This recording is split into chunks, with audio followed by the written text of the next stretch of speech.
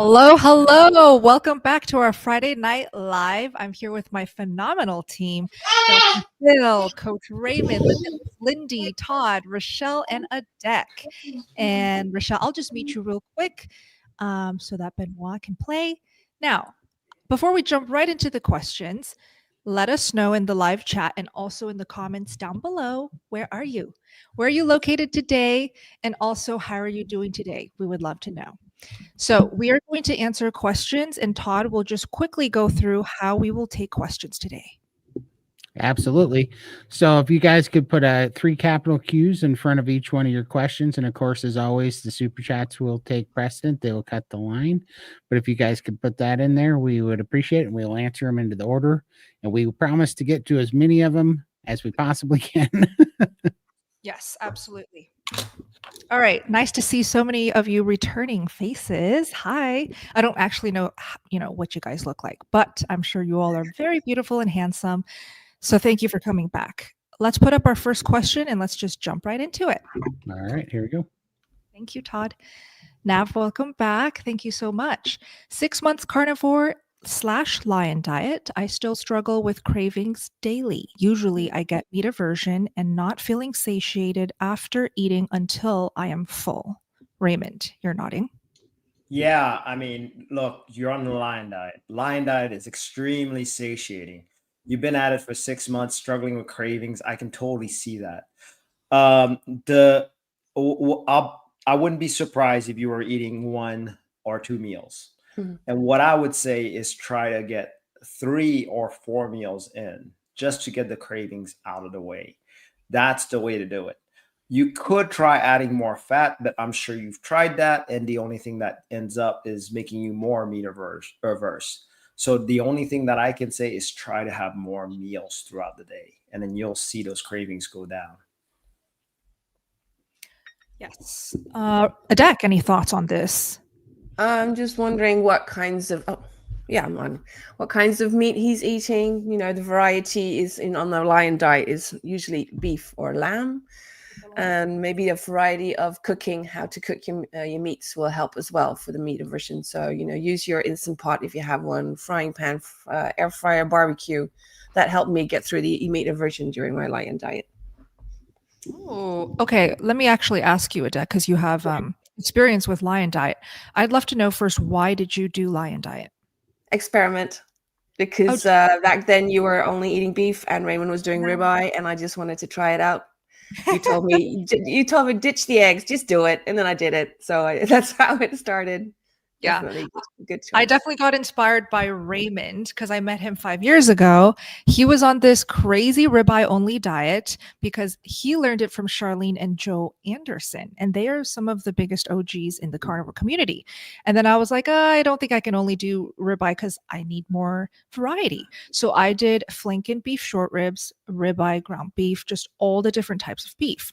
And then Adek went ahead and did lion diet because she was curious.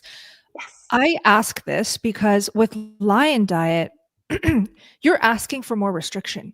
And the purpose behind lion diet is usually because you're curious enough to see if restricting a little bit more in the variety of your carnivore foods will bring extra benefits. And for me, I was curious to see if it would bring extra skin healing. So I think I want to say like 7 to 9 months into my carnivore journey, and skin was the slowest to heal for me. So that's why I cleaned up a little bit more. So I just want to share that with lion diet, no way do you have to do it. Like, you don't even have to consider it if that stresses you out. But if you do need lion diet for healing, play around with the temperature of your meat, because that really helped me. Not just hot, not just melted. Eat it the next day, cold, straight out of the fridge, room temp. That actually brings a lot of variety. Richelle? Can you hear me? Yes. I love this question. I just came off of lion diet a few months ago, and I did it because I thought it would be helpful for resolving some skin issues that were just ongoing and just seemed to be relentless. However, I did not find the healing that I wanted to find on it, but I found healing that I didn't expect on it. And what I found is that it reset my leptin and ghrelin, so my hunger and satiety signals, to the point where I started under eating for the first time in my entire life, Yeah. and for the first time on carnivore as well. So if you're finding that you're having a meat aversion, it could just be like the suppression that's happening to those hunger and satiety signals as well, because the food is boring. Like when you're it's boring. It's really boring. And you realize how often you actually eat when you're bored instead of eating when you're hungry, which I think could be contributing to that as well. So for you, like, you know, the gal shared, if it's not for an autoimmune condition, it might be an option if you're able to slowly reintroduce certain things back into your diet, just to give you a little bit more variety and to try and mitigate that aversion. Great tips. Thank you, Richelle. For now, we'll keep moving on. And Nav, if you have extra details, feel free to put it in the live chat. We'll circle back. Thank you. All right. Thank you for the super chat. We want to thank Sandra for joining. Appreciate All you so much. right. Great. Thank you, And then the other thing here is, let's see, I'm going to toggle this off. So the next one actually came through Instagram here. So I'm just going to read it out because it was in the queue. Because we can't put it on the screen, but it's this is Haley Mershiff. What carnivore snacks do you have if you crave anything sweet? Can I have dates? Thank you. Yum. Okay, snacks, not yum to the dates. Don't eat dates. Don't do the dates. I was just thinking of carnivore snacks. Like I was already thinking of pork rind chips dipped in sour cream, melted butter, or egg yolk. Oh. What are your snacks, Adek? Go ahead. Yeah, if I do pork rinds, I love just putting the bag in just in a 10 egg yolks, and they just soak it all in. It's really good, and there is sweetness in the egg yolk for me. So that's I like seafood as something sweet at the end of a meal too, because it's sweeter. Yeah, Raw or cooked? air fried. Oh, yum. Yeah, with skin love and it. all, with heads and all. Yeah, nice and crispy. Thanks, Adek.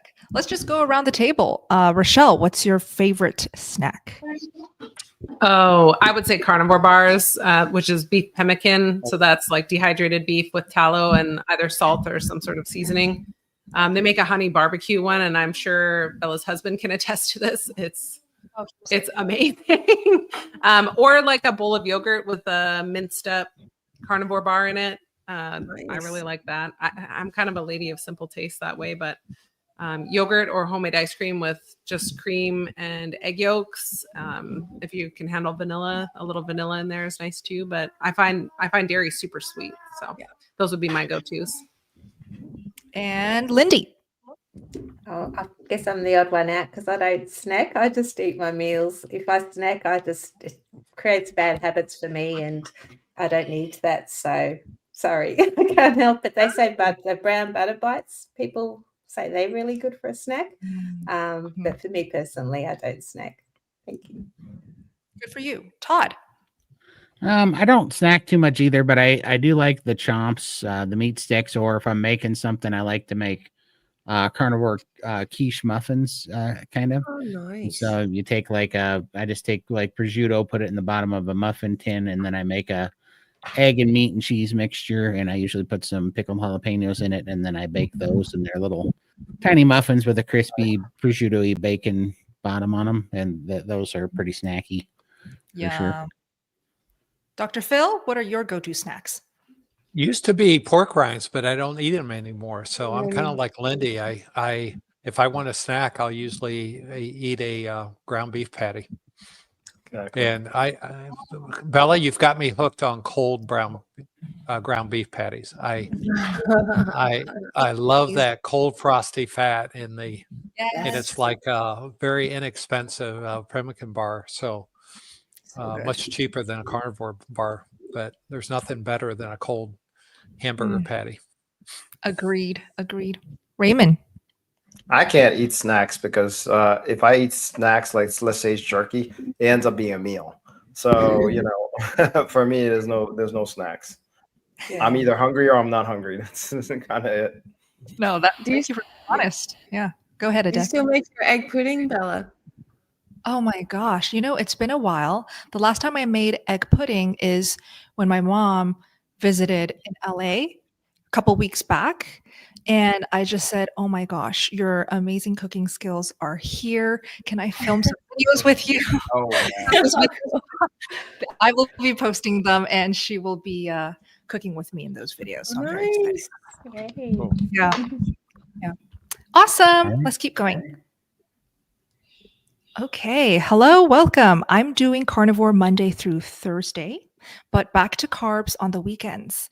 Is this a sustainable way to keep weight balance? Okay. So very good details that this person shared. Monday through Thursday, carnivore, weekends, carbs, but this person weight balance. Okay. So we should all keep that in mind. What do you guys think? Is this sustainable? Todd, I'll start with you. Well, I mean, I think it depends on if you have a carb addiction or not. So for me, that would never be sustainable, because I would just that would turn into one heck of a long weekend. I can tell you that if I started doing that. So I would say no. But if you if you're not a carb addict, or if you can, or if you can moderate, then I would think that would be fine. I mean, that was generally my idea because I used to be keto and it wasn't working, and I went to carnivore to try some things. And also my thinking in the back of my head was that if I had to have a cheat day, because I was still a carb addict at that time, but if I had to have a cheat day, I could cheat back to keto, right, and have a little bit of change. But then what I found out was when I was carnivore, I didn't need to have cheat days, and I didn't have carb addiction anymore. So I just stayed here for the last 23 months. So I don't know. I think I think it's probably fine, but I think it would be, if she can handle it. But I think strict carnivore would be better in the long run, in my opinion. But yeah, no, great thoughts. So I'm going to give a counter argument to this one. I think this is Let's do it. a metabolic disaster waiting to happen. I think it's the most stressful thing you can do to your body. And you might as well be on standard American diet, because you're losing all the benefits on your metabolic health by going back and forth. And you're really putting strain on your pancreas, on your organs. And I wouldn't recommend it. If you're not committed to carnivore, don't do carnivore. Maybe consider keto. I'd rather see you do keto 7 days a week than doing carnivore 4 days and standard American diet 3 days a week. I just think you're playing with fire there, and I think nothing good will come from it. But that's my professional opinion. Just as a medical So scientist. scary now. Hear that. Well, I have a follow up for you, Dr. Phil. What if the carbs are keto friendly? For example, some berries. Some. Yeah, I think if someone's what else doing do a we eat? ketogenic diet tightly and versus, still staying keto, I think that's a whole different situation. But I get this, that's not how the question's written. And if you were going to do something like this, I would be keto, and I would keep my keto down to under 20 grams of carbs on those days. And I would cut it to 1 day a week instead of 3 days a week. I mean, you're basically doing 4 days on, 3 days off. And, this is a really loaded question. And metabolically, I think it creates havoc with your adrenal gland, your pancreas, and your gallbladder. And I just think it's not a good pathway for health. I wouldn't recommend it. So, But this is also, and N equals 1. This is an experiment that you might need to have to try yourself and see how it happens, because we can't predict, because we don't know how old you are, and if you're a moderator, or if you, this is something that you might have to try out for 2 weeks and see if you can manage, and to see if it is sustainable for you. I think you're just being kind, Adek. Walking off a cliff is still walking off a cliff. Right. Yeah, my question would be, what stops you from trying to do it every day of the week?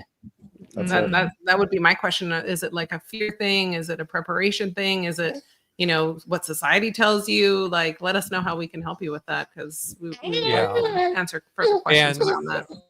There's nothing harmful about being on a ketogenic diet. It's so much healthier than most things out there. And you can do a 20-gram carb ketogenic diet a day, 50 gram. I wouldn't go above 50, but some people count 100 or less. Some people count 200 or less.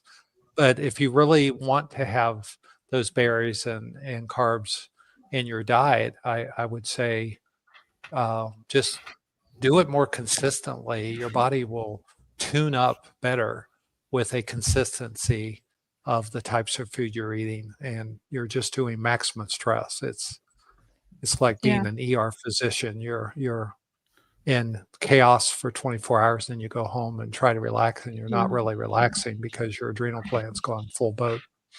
Boy, So I'm going to take a really tough love stance on this, because I want you to do what's healthy. Yeah. So, well, here's some more details from Crib that I just caught here. I started with full-time carnivore, but I went back to eating some carbs to the weekends due to social and family appearance. So very, very typical. You're not alone. Yeah. Yeah. And that happens a lot. And choose your carbs carefully. Yeah. And Adek for me. And prioritize your protein first. Eat those proteins first as much as you can, and then have that little bites to show the social your friends and family that you are eating something if really necessary. But I think also the longer you're carnivore, the more confident you are, and you're like, nah, I don't want it because I'm carnivore. It's change. Everyone gets that to that point when you're just that. Yeah, and you can put the carb food on your plate. Just don't eat it. Right. Don't eat it. And also pick your carbs carefully. If it has a high glycemic index, like something like mashed potatoes or rice, or peas. I mean, those play a lot of havoc. So if you want to eat broccoli or asparagus or maybe avocado, which is a fruit, I mean, these are healthier choices in the carb, and you can maintain it and just tell your family, I'm acquiring a taste for these things, and this is what I want to eat. But if you're loading yourself up with sugary carbs, it will not give you the benefits of carnivore. It will likely play havoc long term over your adrenal and insulin axes. Yeah, I would say go ahead, Richelle. Go ahead. Sorry, my favorite carnivore carb is dairy. 100% hands down. If I feel like I need carbs, I'm all about the dairy. I will go and drink a glass of raw milk if I feel like I need a little bit of carbs or something. But it's very, very rare that I feel like I need carbs. But maybe that's where you get your carbs from, is from dairy. That might be a more great tip, feasible source.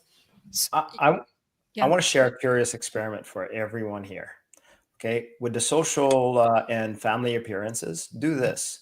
Load up your plate with carbs, with meats, and just like Adek says, play around with the carbs. Don't eat it. Eat it. But I want you to see if anybody would even notice.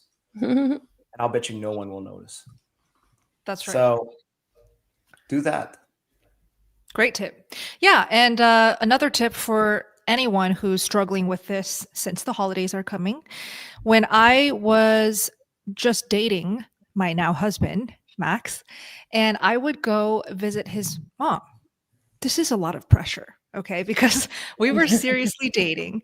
I don't want to look like a freak to his mom. I want his mom to love me and have a good impression. So what I did to be as respectful and kind was I brought my own food and I also cooked for her. So that really says a lot. Any appearance that you go to, bring a charcuterie board. Bring your own meat that you cook and also offer it for the guests. Yeah. Love it. Let's keep going. Oh, okay. So a follow-up from Nav. Thoughts on fermented dairy like yogurt or kefir? Who here eats yogurt or kefir? I do yogurt.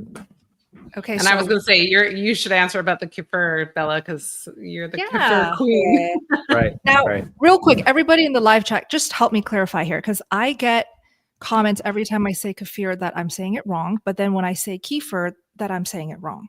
So why don't you share with me in the live chat how it is supposed to be said?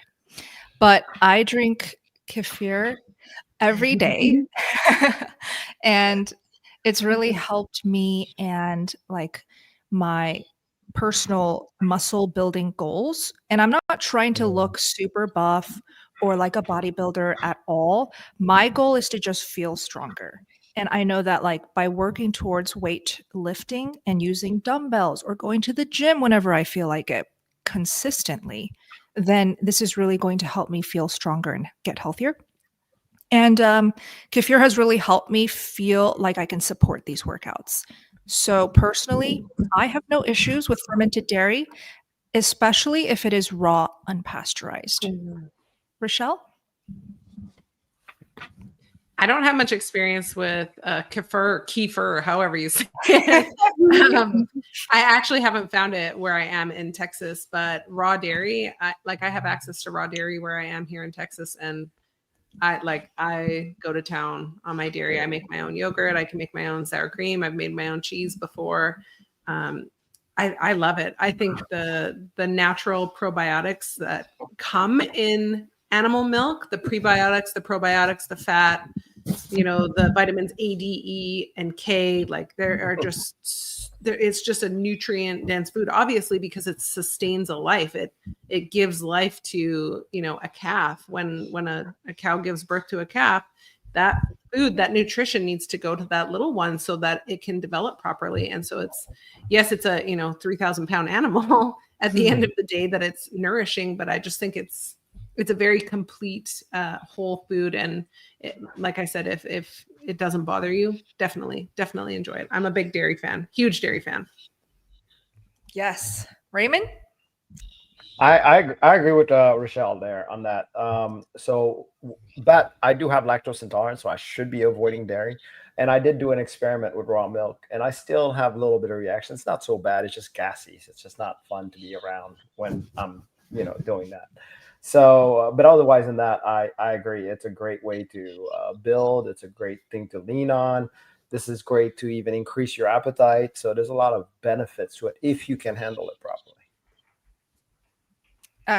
Absolutely. So I just wanted to share a website here, realmilk.com. Okay. I just try to repeat this as much as possible. Go to realmilk.com and you can find raw and pasteurized dairy products, dairy farms, and dairy sources near you. Next. Thank you, Todd. Juliet, thank you so much. 4 easy 2 to 3 ingredient, low work / kid friendly meals. Wow, very specific. You don't want much, do you?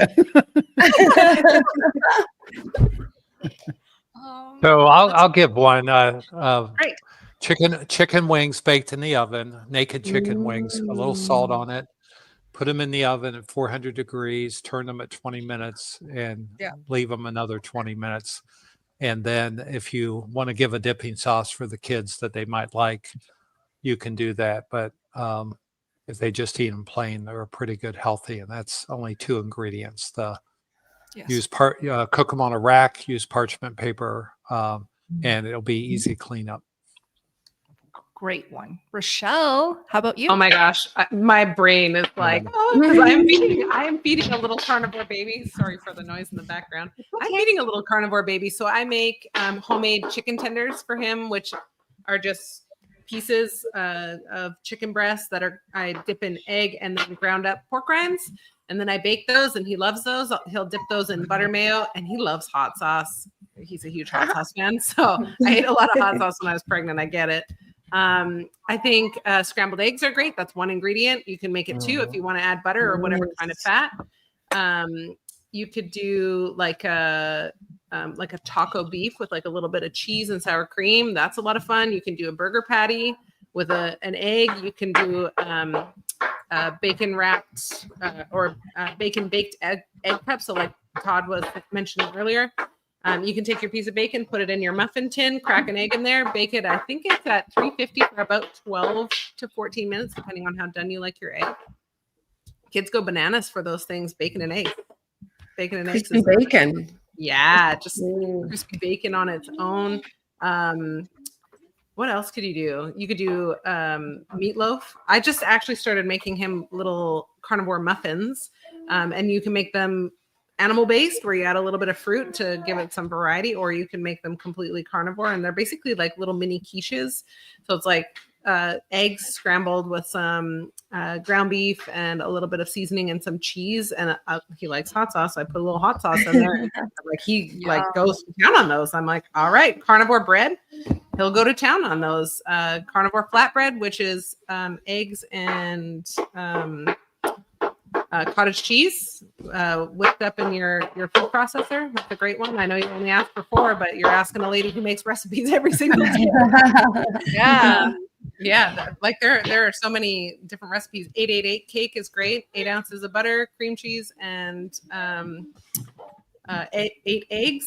8, 8, and 8. And you put that in your blender, pour it in a greased pan or a lined pan, bake that up. You can make little mini muffins out of that. The kids go crazy for them. You can make it into pancakes, whatever. There's tons of options. Bravo. Thank you, Richelle, for all of the ideas. Yes? Did you want to say something, Phil? It's hard to keep I track. just want to add a couple more. Make individual little frittatas with egg, aged cheese, shredded, and bacon, and you make them in silicone or muffin tins. And the other is cook a ribeye, slice it really thin, roll it up with paint it with cream cheese, and then roll the slices up. Put a toothpick from it, and it's a cream cheese ribeye steak pinwheel. Mm-hmm. Nice. It's a great appetizer for a charcuterie tray. I like that. Sounds real good. Great. Hopefully those are enough ideas. I'll also drop my recipes playlist. All of my recipes I've posted in one place in the live chat. All right. And David sent us a super chat. Hi, David. Thanks, David. Then I know followed David. Yes. up with this. Awesome. Okay. David says, for people over 65 years old, I read that we do not absorb nutrients as well when younger. Oh. Should I eat 3 times a day to get more nutrients absorbed versus OMAD? I think he means as well as when you're younger, right? Yeah, Right. he just says you just don't absorb nutrients, and it's true. I really believe that. But Dr. Phil would know all the ins and outs of that. What do you think? Well, it depends. I mean, it depends on how metabolically healthy your gut is, right? But a lot of people have unhealthy guts. They've done things to manipulate their stomach acid, their gallbladder function due to chronic poor eating. Low-fat diets in America have destroyed a lot of normal gallbladder function, and that's why we have so many gallstones. And so it's true, but it doesn't need to be true. It's a result of how we eat all our lives, and eating more frequent meals may be helpful. But in most cases, once you heal the gut, you'll find that absorption actually improves. But you have to create an environment that's conducive for the bowel to function more normally. We see a lot of people in the community that have GERD, which is reflux of stomach acid. They have very low stomach acid, so they don't digest protein well. They have gallbladder sludge or stones, or they've had their gallbladder taken out. Their pancreas is inflamed and isn't releasing as much enzymes to digest your food. And some people have amylase deficiencies because their saliva dries up due to autoimmune diseases like Sjogren's syndrome. So we have all these factors that come together, but eating fatty meats, starting slow, maybe some people need to eat 6 meals a day. And usually within 3 to 6 months, people's digestive tract actually gets healthier, and probably 80% of these problems resolve and you get better. But some people do need to supplement with digestive enzymes, such as lipase or proteases. Some need to take additional acid like apple cider vinegar to help. But in most cases, if you just eat smaller meals and stay consistent eating fatty meats, your intestinal tract will improve, your biome will improve, and your digestion will improve. And I saw in there was a question about diverticulosis, so we might as well address this because it's the other end. And Raymond, you're kind of the model for diverticulitis and diverticulosis, so maybe you could address that too. It's painful. It's not very good. But no, I can definitely tell because I don't get flare-ups hardly ever. I still get the feeling like I know it's there, so it's not like gone away. But obviously, that must mean, well, in my mind, because I didn't get rescanned or anything like that, but in my mind, it must have at least the pockets aren't as deep or however. So, but stuff does still get stuck there every now and then. But again, it just moves right through afterwards. So I don't know what's causing that. It's been a miracle for me, though. Just getting away from the pain. That's all I cared about. Okay. All right.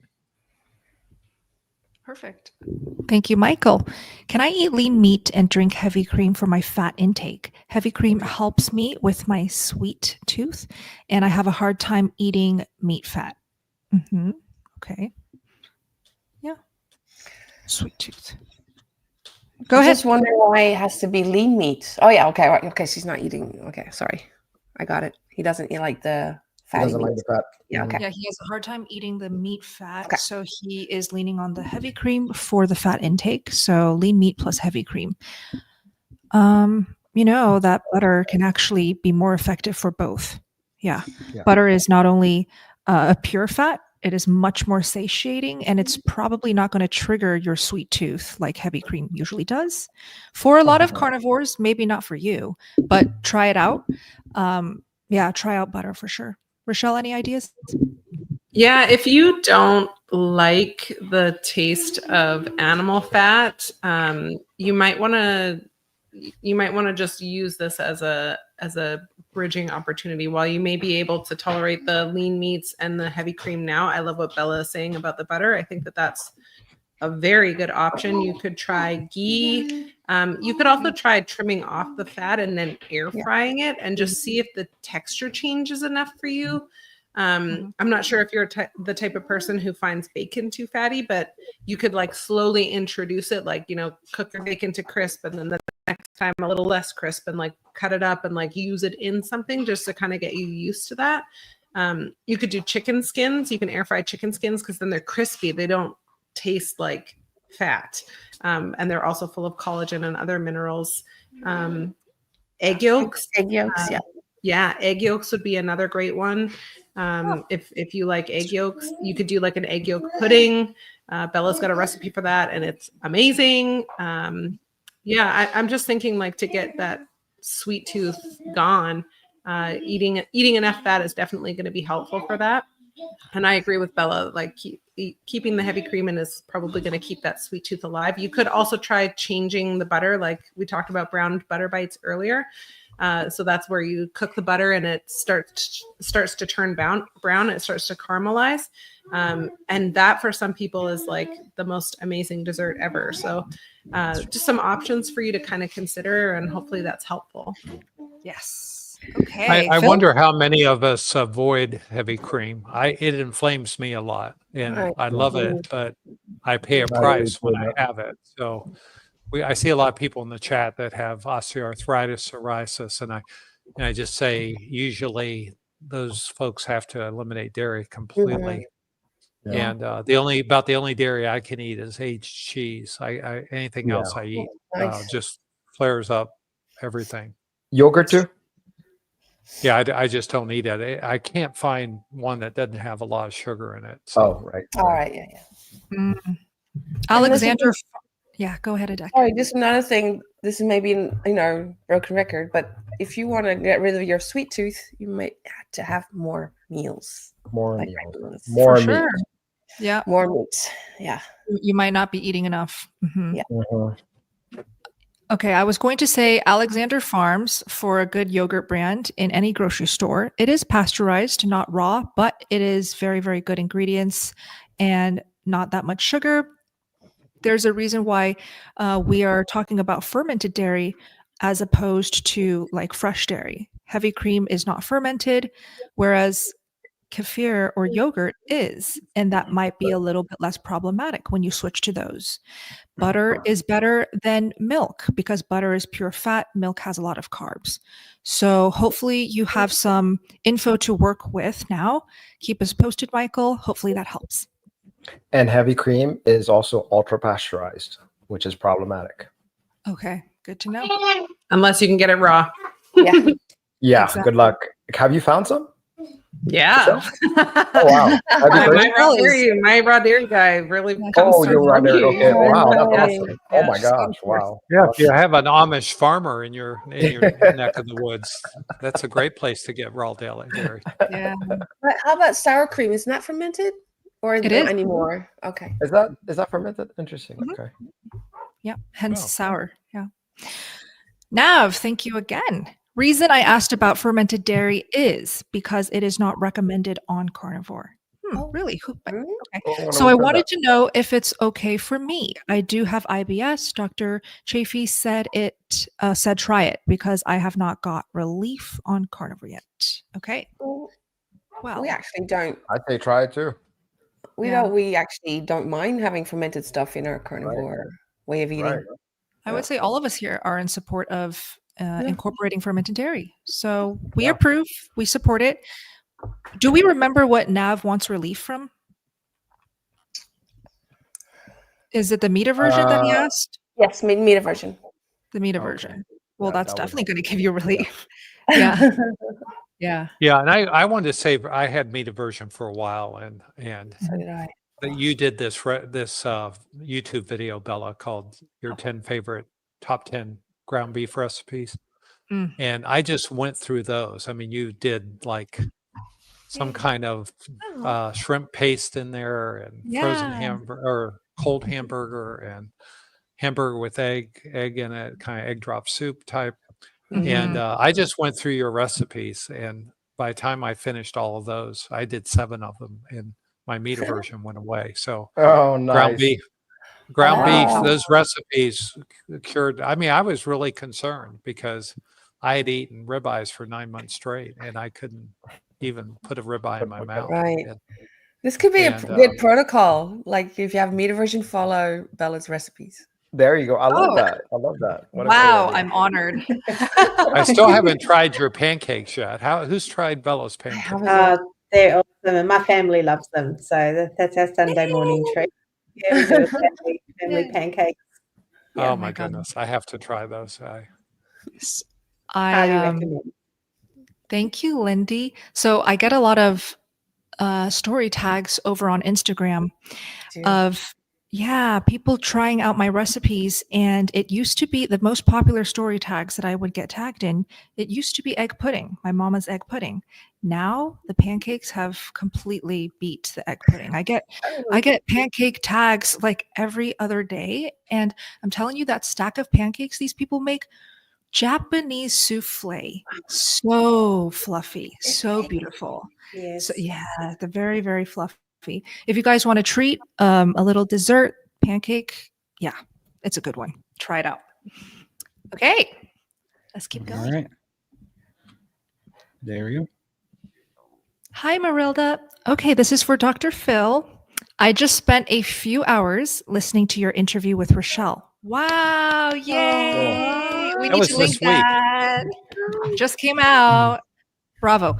I took lots of notes. I love how you guys explain things so simply. I now understand metabolic syndrome. Thank you and hugs. Phenomenal.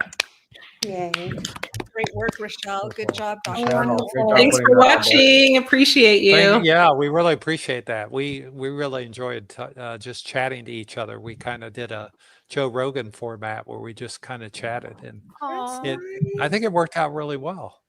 That's great. I'm glad to hear it came out well because I haven't watched it yet. So It's hard to Yeah. watch yourself, maybe.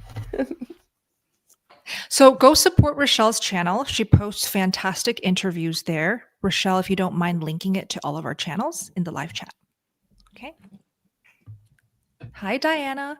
I've lost over 60% of my hair. I tried iodine, but my glands in my neck swelled. I've been carnivore for 19 months with a weight stall of 6 to 7 months. Please help. We'll start with Todd since you do have experience with iodine. Do you know anything about the gland thing?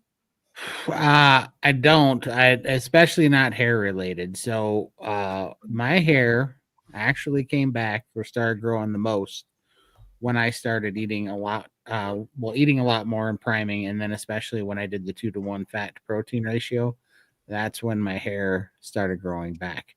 I didn't notice any difference with the hair when I took the iodine though, but I did notice it when I did Raymond's priming and was eating a whole lot of beef a day for a long time. That was when it really came back.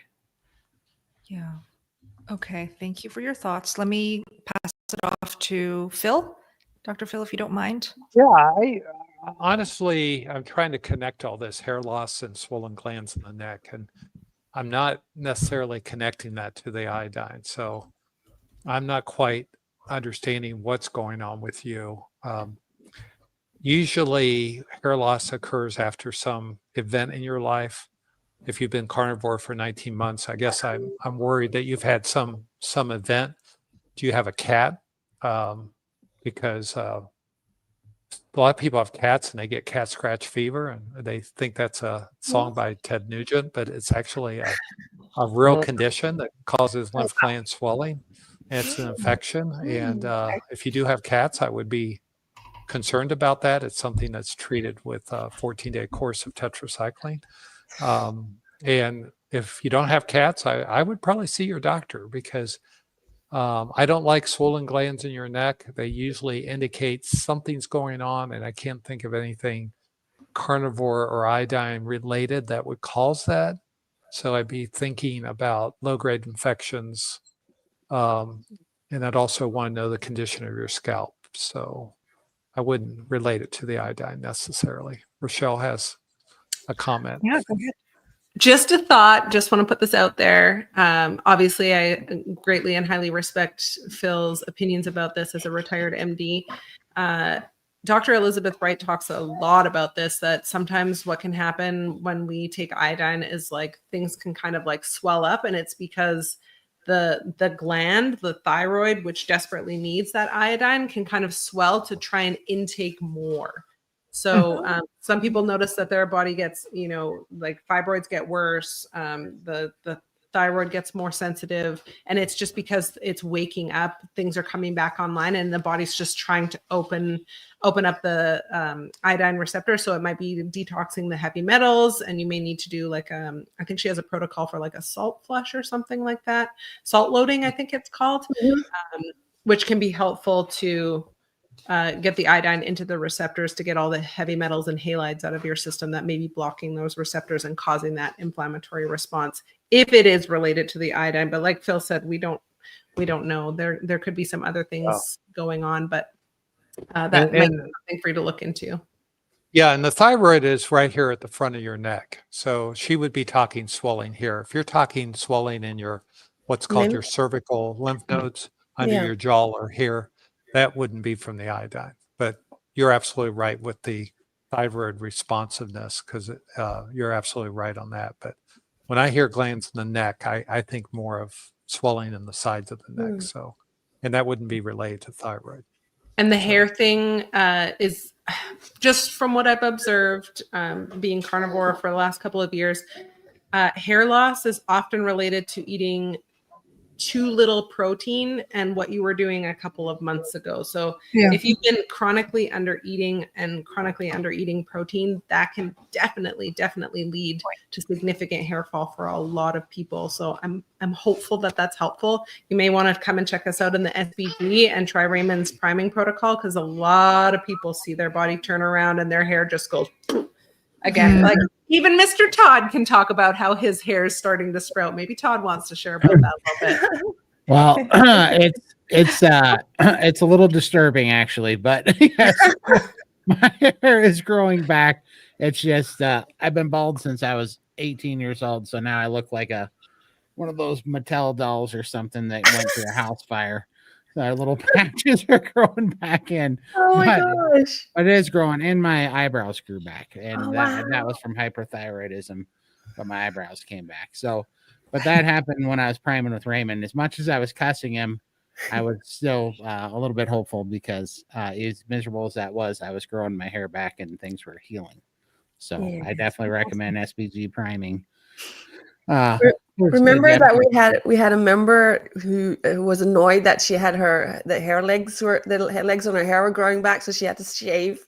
Oh, we have plenty of those. She was 80 years young. Okay, let me spotlight this. We have members, and I'll share another one. You guys know who I'm going to share, but we have an 80-year-old member, she had to start shaving again for the first time in decades because she started growing hair again on her legs. That's like a sign of hormone healing right there. We have another member.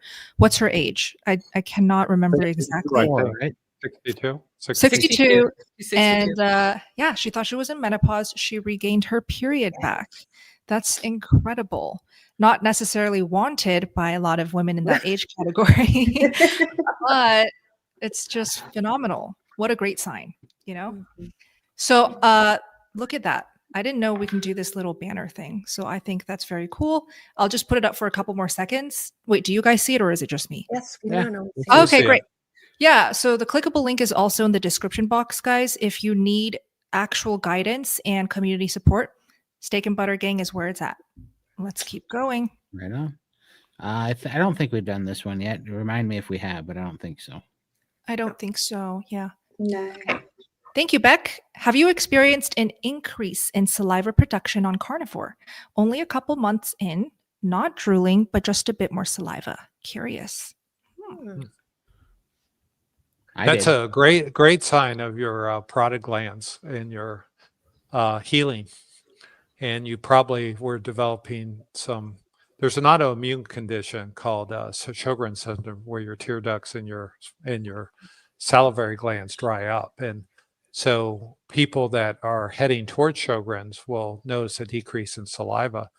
And as you start to reverse inflammatory conditions in your body, it's only natural that your these are called exocrine glands as opposed to endocrine glands.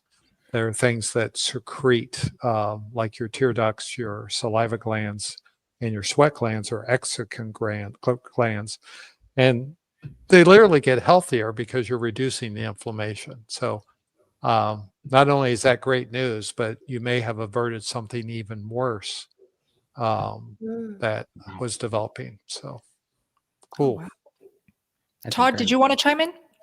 I just said I did notice I used to have dry mouth all the time. It was, you know, I live in a dry climate too, but used to have dry mouth all the time and that went away. And I used to have dry eyes all the time and that went away. So, wow, that's super cool. Well, you have to tell them about the color too. Yeah, and it was actually funny. I saw a video and I actually saw a chart about the rods and combs that you're talking about, and I actually saw how that works. And it's like, oh, that's what Phil was talking about. But yeah, when I started taking iodine, I was able to see in color again. I didn't realize that I wasn't seeing really in color. And that's just beautiful.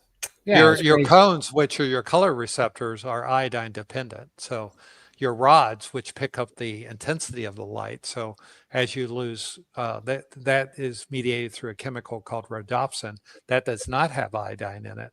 But your cones, which perceive color, does have iodine in it. The chemical that your retina produces for that is called iodopsin, and it has iodine molecule in it. And Todd took iodine and started seeing color. His color vision woke up and got more vivid. So, so if your color vision has gotten dim, that is a pretty significant iodine deficiency. So, well, and what cool is amazing, and I want to say two things. One, you don't notice when your color vision's getting dim, but you notice when it comes back in a big way. I can tell you that, because you're like, what is this? I'm seeing in 4K all of a sudden, you know, like crazy. But also, you know how crazy that is? I'm gonna fluff Phil's feathers here a little bit. It's crazy that Phil put those links together, because I've told that to 2 hormone doctors and they go, that makes no sense. And so I thought, well, I might be crazy, but I'm going to tell people what happened, because this happened to me twice. It happened when I took TRT once, and it happened when I took the iodine. And I'm either going a little bit nuts, or there's something going on here. But I said it twice, and both of my doctors went, well, that shouldn't have happened. That shouldn't have made a difference. But Phil found the link. So, well, it's the difference between being just a doctor or being a physiologist and a doctor. So, well, good work. I have to credit my physiology training to know this level of detail, because that wasn't something I learned in medical school. So, I'm not going to hold your doctors accountable for that. All right. Well, I'm just saying you're making them look bad, Phil. Can I put this up? Ryan is here, and he has a very nice message. Who needs AI when you have Dr. Phil? True statement. Very true True. statement. Oh my goodness. But it's so much easier with AI, Ryan. AI doesn't make you listen to dad jokes before he gives you your results. That's right. That's right. And AI is so much more powerful when you have a little bit of baseline knowledge because you know the questions to ask. Yeah. So I use AI quite a bit to find things very quickly because I'm old enough. I've forgotten more than I know now. So sometimes I need to stimulate my memory a little bit. And I use Microsoft Copilot on my what's the browser called now? Used to be Internet Explorer.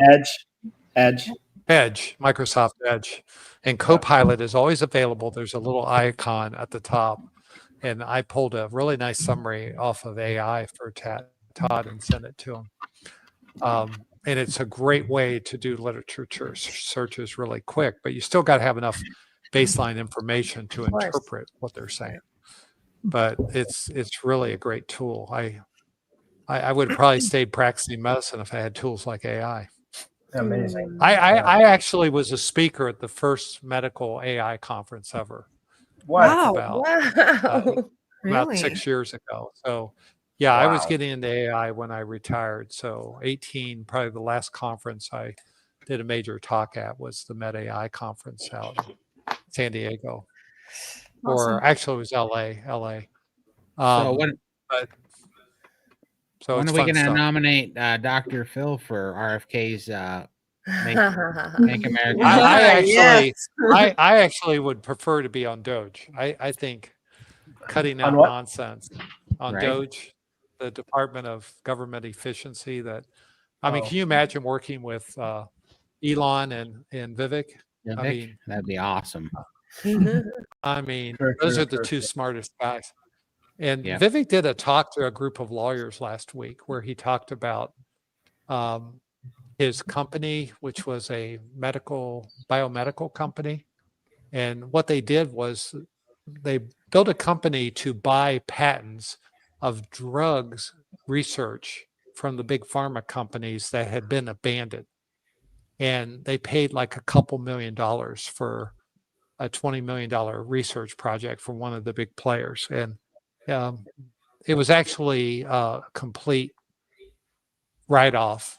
The drug was not developable, but they used the methodology on that failed drug and bought 5 more patents from drug companies and had 5 hits in a row where they made tons of money. And that's how Vivek became a billionaire. It's a fascinating story.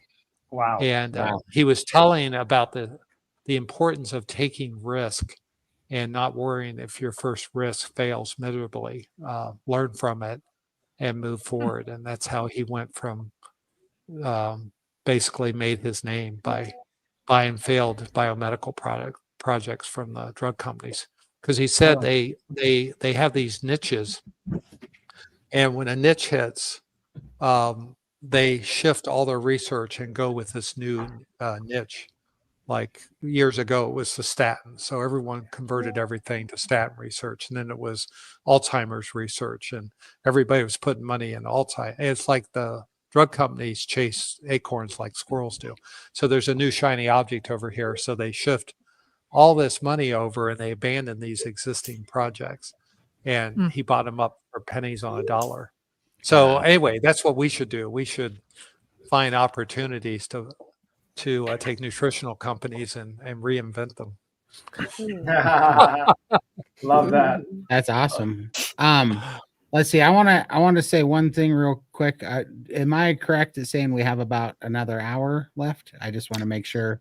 Yeah, Todd, thanks for that. So Dr. Chafee's coming at 6 p.m. Pacific. So that is in an hour and a half from now. Okay, so maybe an hour and 15 minutes. I just want to give a heads up because when we get down there, I see we're getting a bunch of super chats. I don't want people to put in super chats that we can't answer. So we've got a full hour, so we're good. Okay, perfect. So Todd is saying Dr. Phil put a lid on it. No, not at all. But on that, I don't know if you guys saw this. I put it in the chew earlier today, but so I was going to present this screen real quick. Did you see this, Bella? Oh, What is this? yeah. Sean put this on his Instagram. It says, breaking: controversial carnivore doctor tapped to lead a newly created department of beef-based excellence. And that's Is that real? That's Is that real? I think it is real. I saw that on his post. It's in Reuters. Right. Wow. If that's real, that's incredible. Wait, Yeah, that's what I was gonna say. If that's real, so that's cool. incredible. Yeah. Okay, I so- have a really funny story about this. So my husband and I, we used to be competitive bodybuilders, and in 2019, we decided to go to the Olympia, Mr. Olympia competition in Las Vegas, and the chef of the White House was there. And I ran up to him and I was like, "Oh my gosh!" I'm like, "You're the chef of the White House." I was like, "Please tell me, what is Donald Trump's favorite thing to eat?" And he was like, a hamburger. And I was like, "Okay, that's my favorite food at the time. Still is. Burger patties are amazing." And I was like, "Well, like, does he like anything else?" And he's like, "No, he just likes hamburgers. But the thing is he likes them well done." And I was like, "What do you mean well done?" And he was like, "Well done." Like, it has to be like almost charred. And I was like, "Oh, that's a bummer." I was like, "I bet you that guy's never had a rare steak, but maybe he has. I don't know." But I just thought it was funny, and I just wanted to share. Yeah, well, that's why you got a job at McDonald's, right? For the hamburgers. Exactly. Exactly. Yeah, That's crazy. You know what? Actually, Max is hanging out with Sean right now. Can you just tell me what is that company called? Reuters. Reuters. It's a news Okay, company. let me just tell him to ask him right now. And then we can confirm. Yay. Okay. Hi, Isabel. Thank you. Started in 2018, lots of salt, lowered intake because water retention. Then I cut salt, but still bloated, took potassium, no help. How much water and salt do you guys have? Okay. I guess we go around the table and just share our different approaches here. Dr. Phil, you start. Well, first off, I'd want to know a little bit more about water retention, because a lot of water retention is actually a condition called lymphedema. And actually, Lindy is kind of our resident lymphedema person. She has a lot to offer on there, because most fluid retention is not due to salt intake. It's actually due to lymphatic obstruction or stasis. And we have a lot of strategies in the gang that we share with people, and Lindy's kind of our spokesmodel for that. I only salt my meat right before I cook it, or if I'm going to dry brine it, I salt meat and put it in the refrigerator for 24 to 72 hours on a wire rack, and I don't add any additional salt. So that's kind of my routine. I don't take any supplemental electrolytes. I did for a while, but I started getting more cramps, and so I cut back on Raymond's advice and stopped taking the supplemental electrolytes, and have done better on just a minimal amount of salt. All right. And before Richelle hops off, we'll all say goodbye to her. Please share your answer, please, for the salt. Oh, yeah, sure. So I live in a very hot, humid place. So for me, I try to drink to thirst. I have one of these 40-ounce Stanleys, and I drink usually 2 to 3 of them a day. But I'm also breastfeeding, and 80% of breast milk is, I think 80% of breast milk is water. So I also have a lot of water exiting my breasts and my body. As for salt, I like to salt to taste. Sometimes I don't want any salt, and sometimes I want all the salt, and sometimes I need raw unflavored salt electrolytes just to kind of keep me going. It really depends on what I'm doing, my activity level, how much I'm sweating, how much I've exerted myself, what my stress level is that day, because I find that salt can be very helpful for me kind of managing my stress as well. I hope that's helpful. Beautiful. And yeah, thanks for having me this evening. Love you, Richelle. Please go take a second and follow her. She's also linked down below. Thank you, Richelle. Thank you. Love you guys. Love you. Bye. See you soon. And Lindy, what's your salt intake? How do you go about it? Yeah, I love my salt. I do have a lot. I just salt to taste. I don't have electrolytes, but there are days where I just don't want any salt, and I'll just have my beef or steak without any salt at all. So I just go by how I feel on the day.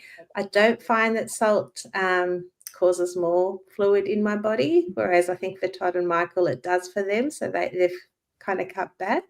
So I guess that's just another thing that you need to try out for yourself. And with water, I don't drink a lot. I never have. Just a sip here and there. I could go all day, not drink. So yeah, don't know. Perfect. Adek, how about you? I forget to salt, so no salt, I guess. I don't miss it anymore. And I drink only after my meal, maybe a cup of hot water, maybe 2. That's it. I don't drink the whole day either, like Lindy. Raymond. Yeah, so I don't salt my steak either, but I do have some salted cheese. My raw yogurt, there's no salt in it; it's just yogurt. So as far as what I drink, I typically sometimes I'll go do a dry fast, which is no water for like a day, but I don't go long for that. But I drink to thirst, but not very much. And Todd. Yeah, I mean, I don't salt anymore. It's crazy, but that wasn't a choice. I just stopped craving salt at all. So I don't eat any salt anymore. On the fluid, that really depends on whether I'm fasting or not. When I'm fasting and doing dry fast, I only drink like 30 to maybe 48 ounces of fluid a day. When I'm eating, I drink more like 70 to 80 ounces of fluid a day.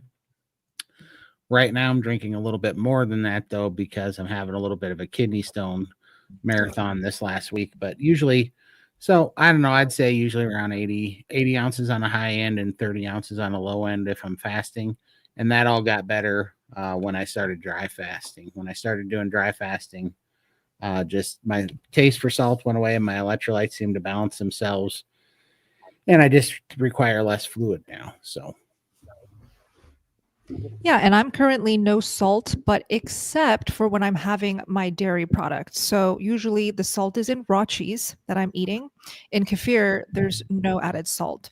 So whenever I am eating cheese, I am ingesting salt. But for meat, eggs, anything else that I'm cooking fresh, I am not adding any salt. And so hopefully you hearing all of our different approaches gives you an idea that it really is different for each carnivore. So for cutting retention, not wanting to be so bloated, you can honestly go both ways. Play around with a little bit more, then play around with a little bit less. Absolutely do not cut cold turkey. That's not safe. So just do baby steps and really monitor. Don't change any other variables because then you will be confused of what is going on and from what. Keep us posted, Isabel. Thank you. All right. Hi, Joshua. Welcome and thank you. Struggled with 6 injuries in 18 months. Now consistent with Ketovore for 3 months.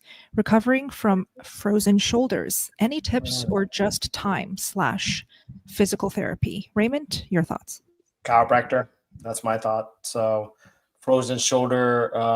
I had a friend that had a frozen shoulder, and actually, I was able to massage it, and it was gone. So it is a certain spot in the spine. So a chiropractor can find that out, and they usually deal with that.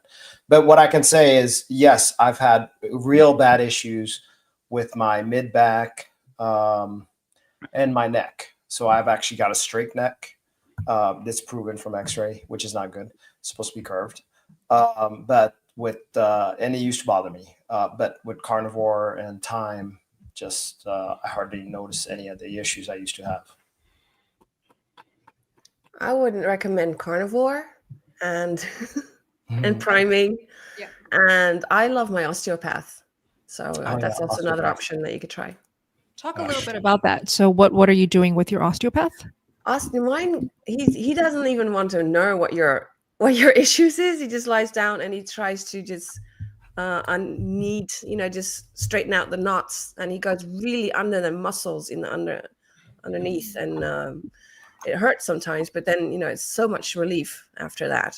And he just checks the whole body to see if there's any blockages or anything, and yeah, really helps me. Has helped me with my headaches for sure. Yeah. Thanks for sharing that. Dr. And Phil, also any thoughts? oh, sorry, go ahead. Well, I had rotator cuff injury about 6 months ago, and I did not have a tear, and I think even though that was my concern, because I tried adding chin-ups to my routine, and I did weight-assisted chin-ups, and it still really hurt, an old rotator cuff injury, but I didn't tear it. And I went to PT for 6 weeks, got some home exercises, and did them every day. So I think whether you go PT, chiropractic, or osteopathic, it doesn't really matter. They're all ways to get the shoulder moving. But the most important thing with frozen shoulders is to avoid them. And you get them when you hold your shoulder without moving because you're in pain. And you get actual adhesions within the capsule of the shoulder joint. And you have to stretch those out and break those. And you have to include some type of manipulation, because you don't tend to do that on your own. So that's why you need one of these manipulative people to help you manipulate it, to break up those that scar tissue and get you moving again. So all three of those routes are very legit. I had a torn rotator cuff, and my shoulder is pretty screwed up from softball. And I actually just recently started dealing with it a little bit because it started feeling a little better, and I got a little more range of motion from lifting, which I think I probably did what Phil said by lifting and doing overhead presses. I think I made it rotate more, but I also started using these, which I noticed are very handy. I bought these. And these are, yeah, but these ones are awesome because they're automatic and they have heaters in them. Oh, wow. So they heat and they cup with pressure, and they're not very expensive. You get a set of 8 of them for like $85, and they actually work really well. I've been noticing. I don't know if that's I saw them. Joe Rogan was bragging about them, and so I bought them, and it is helping my shoulder, and my tight back around my neck has been really loosening up with these. Oh, Amazing. wow. How big a diameter are those? They're only like that. They're only about 2.5 to 3 inches around. 2.5 to 3 inches. Yeah. So they're delivering heat right on the muscle and drawing the edema out of the muscle. Yeah, and it supposedly, I don't know if this is true, but supposedly it's supposed to draw blood to it too. Yeah, Really? the heat increases the blood flow in the suction. Where'd you get it from? It's Amazon? called. Yeah, well, no, it's called. Here, I'll put the link in the chat here. Yes, please. Copy. It's called Stack Social. But here we go. I just put it in. I hope this link goes because it's really long. I don't know if it'll all go in there or not. Okay, let me try clicking it if it works. Yeah, it works. So we're good. Yeah. Perfect. Thank you, Todd. Yep. All right. Let's see. That was that one. Oh, hi, Sherry. Nice to see you here. Thank you. Dr. Phil, do you think oxalate dumping could make my thrombocytopenia bleeding episodes worse, or is it just part of the condition, even on strict carnivore? I'm still eating fresh bone marrow daily. Thank you. Nice.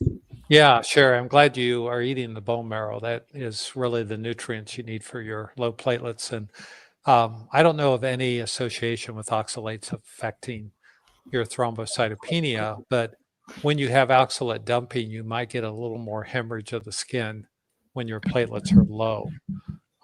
If you're having oxalate dumping in the skin. So, but it's not going to make the low platelets any worse. So I think that's what you're asking. And I really hope you get healed up. I know. Really? Keep us posted, me as always. Yeah. Thank you, Craig. 56 days carnivore. Congratulations. Down Wow. 21 pounds. Wow. Chuck Wow. steaks are awesome. Pasture raised eggs, fasting every day from 7 p.m. to 9 a.m. Oh, so overnight? Yes. That's Mhm. good. That's Good. wonderful. Perfect. Wow. Craig, did you have a question? We'd love to help out or troubleshoot if you did. This is just Maybe a not. lovely NSV. Absolutely.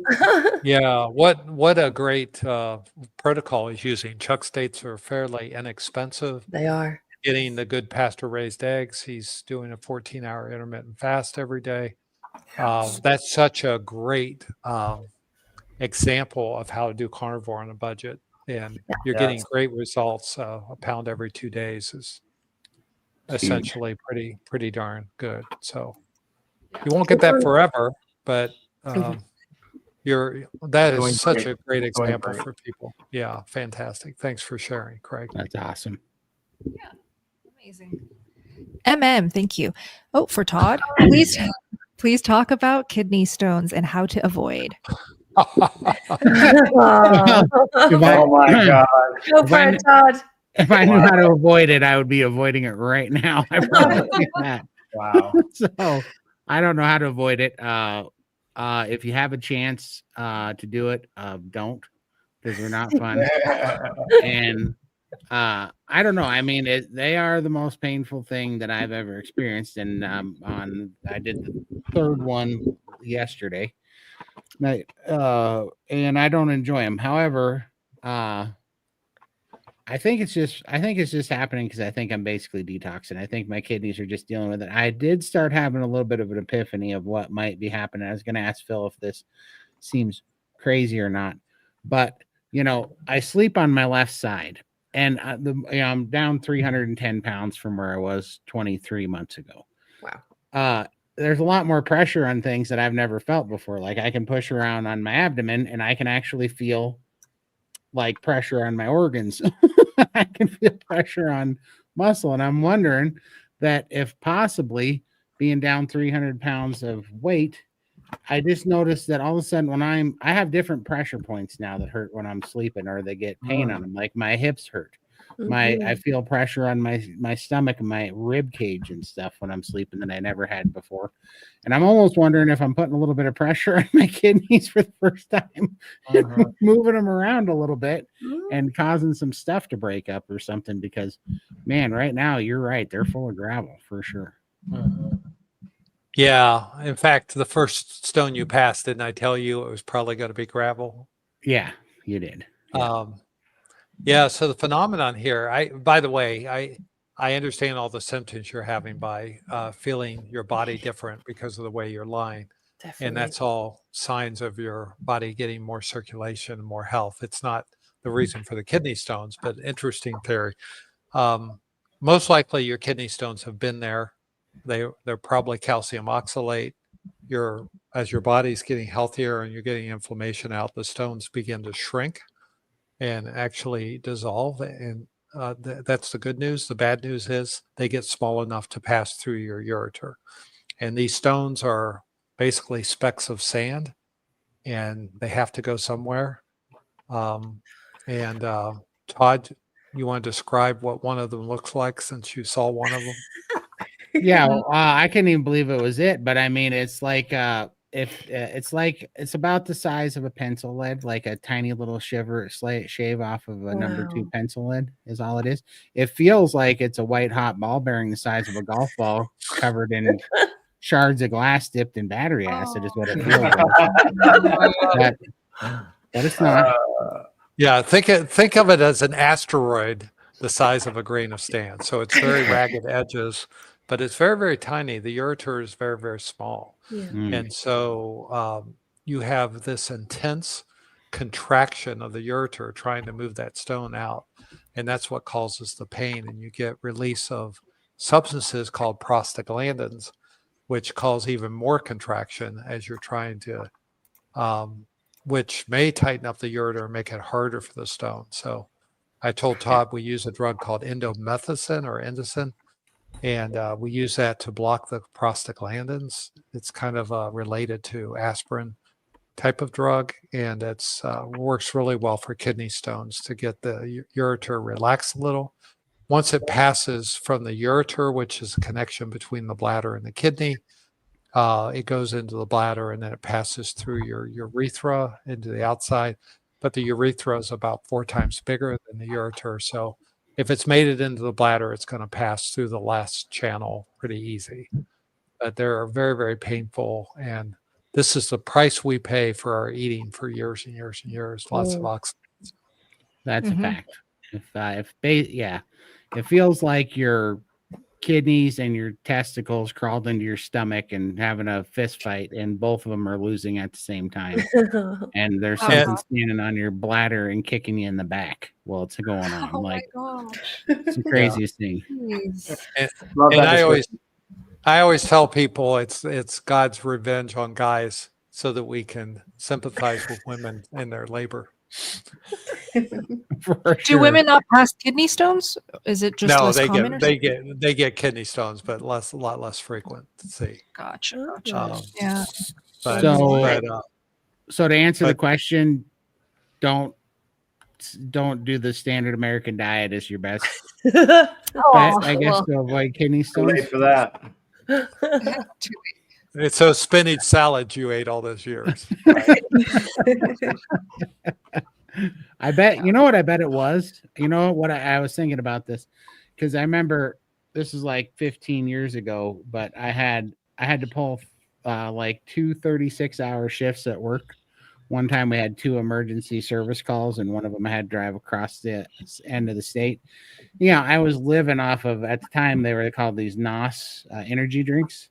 And that was all I lived off of. And the reason why this came to mind is whatever happened to me in that period of time, I got a terrible fever, and I got like hallucinating, like my fever is making me hallucinate. When I closed my eyes, it was like I was playing a movie.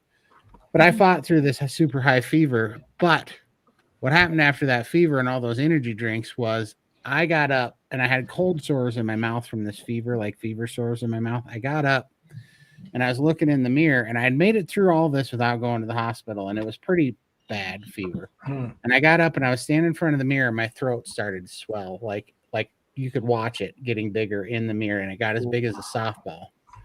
And I had to go into the emergency room because I didn't know what was going on. I had this huge bulge on my neck. And when I went in there, the ER doctor said, "You have a plugged spit gland." That's what he told me. Spit gland. Yeah, and he prescribed me. He said it was from the fever. He asked me if I'd had a fever. He said the fever did something, and it calciumified spit in my spit gland. So your saliva gland wasn't leaking anymore. So he prescribed me lemon drops. He said that was the cure.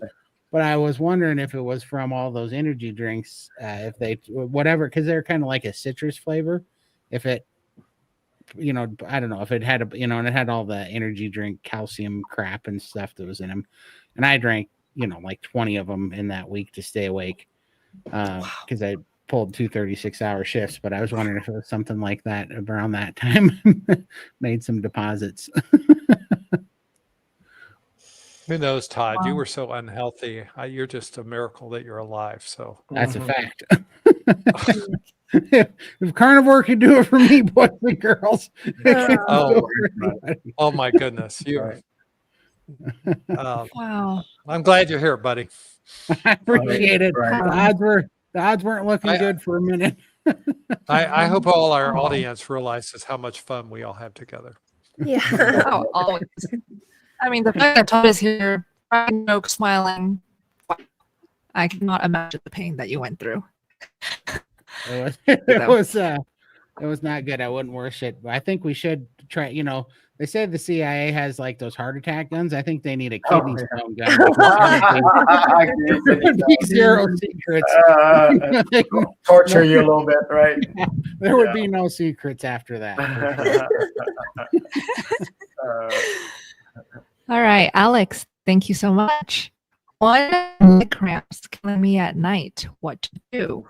And this question, if this gets hoarse, it is hard to talk sometimes. Why and what do I do? 6 months carnivore for Alex. We can do the first one, the leg cramps killing. Go ahead, Todd. Well, I'll hop in on both of those actually. Well, the leg cramp thing that happens, I think that happens to everybody, but a pro tip is definitely the shake plate. For me, that is the best way to get rid of those leg cramps now. That is like, in the long run, the dry fasting balanced my electrolytes, so I stopped having them all together. But in the short run, if you like when you just can't get the leg cramp to go away and it's in a bad spot, man, that shake plate is a miracle worker for getting rid of leg cramps in just a couple minutes. It's crazy. But the voice thing, I had that really bad, and that went away with that was one of the two signs that led me to believe I needed iodine, was because I kept losing my voice and I kept having a hoarse voice, and the iodine cured the hoarse voice thing. Very cool. Oh, can you link your shake plate? Yeah. Thank you. Raymond, did you want to chime in on this? Yeah. So I actually recommended one of my clients. She tried everything: a magnesium, the bath, all of it. Yeah, egg yolk. She tried all of it. And the one thing that worked was quinine. So it's just a normal supplement that they use for leg cramps. So that's your last desperate measure, a little bit of that. But the weird thing is that it didn't last. Once it went away, she said she didn't have to worry about doing it again. So yeah.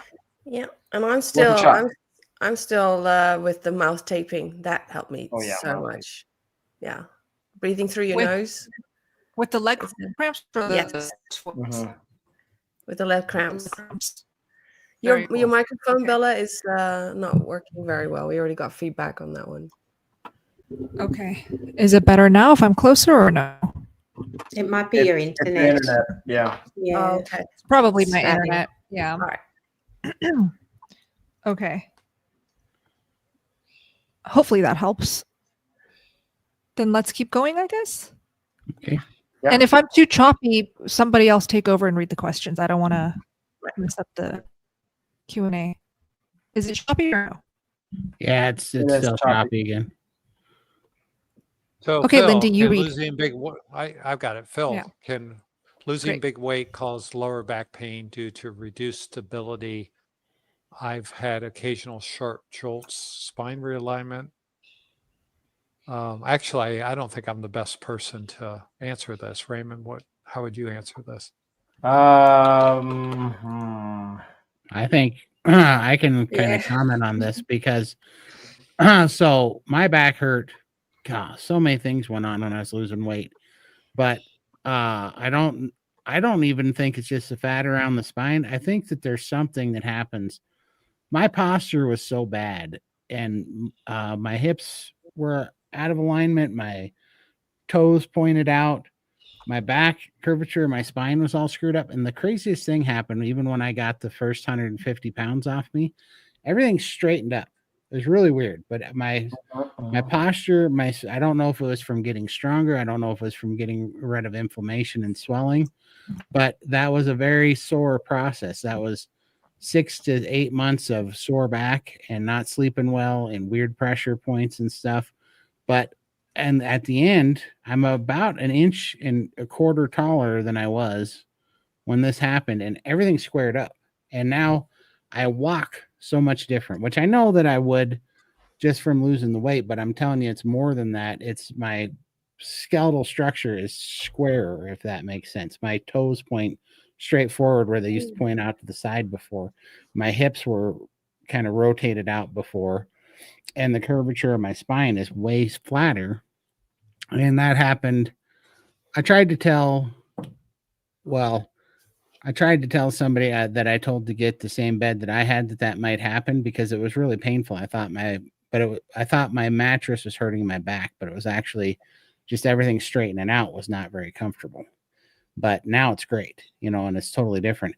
I think it's just, I've had this conversation with several people, and several people have experienced this, that their frame is just like straightening up, and it's just, they start to walk proper, Yeah, and I want to be clear that losing weight doesn't affect the stability of your spine.